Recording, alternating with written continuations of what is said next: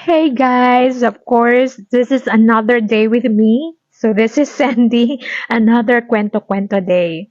So actually, yung gusto ko lang pag-usapan for today is na-experience nyo na ba yung, especially sa mga working from home, na-experience nyo na ba na maging excited para tapusin yung job ninyo sa isang linggo in 1 week? Ako kasi ganun, guys. I'm always excited to finish all the tasks, all my jobs for a week. Kaso lang, guys, midweek pa lang, sumasakit na yung neck ko. Sumasakit na yung likod ko. And sometimes, masakit na rin yung ulo ko. So, parang, minsan, hindi ako makapag-function ng maayos at hindi ako makapag-isip ng maayos. Kaya, minsan, naapektuhan yung ginagawa ko. But, it's good thing na natagpuan ko tong si Megacent Herbacent Oil. Ayan.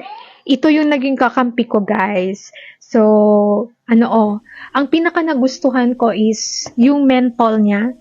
So, parang maramdaman mo talaga yung pagiging menthol niya. Unlike sa ibang haplas, parang pagkatapos nun wala na, di ba? Ito, habang tumatagal, lalong nagiging menthol siya. At gusto ko rin yung yung amoy niya, guys. Mabango talaga siya. So, hindi tayo mangangamoy haplas. Kaya kung may biglaan, kailangan mo ding lumabas ng biglaan, okay lang. Kasi hindi siya amoy haplas. Try nyo, guys. So, actually, dati, to siya? Panyawan haplas. Pero ngayon, binago nila, yung nagbago sila ng packaging, so naging Herbacent oil na siya. But then, still, it's made from Panyawan extract. So, ayan guys. So, ito na yung naging kakampi ko guys. Kahit nag-iisa tayo sa buhay.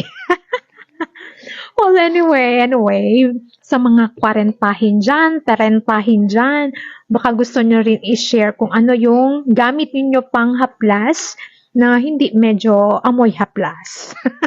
Pero po yung ganun. Yes, meron. Sa Herbacent oil, haplas siya na pero hindi kayo mangangamoy haplas. So, sa mga work from home din dyan, share nyo lang din yung tips niyo kung ano yung gamit nyo. I'm sure nakaka-relate kayo dahil sumasakit na rin yung neck niyo at saka body pain.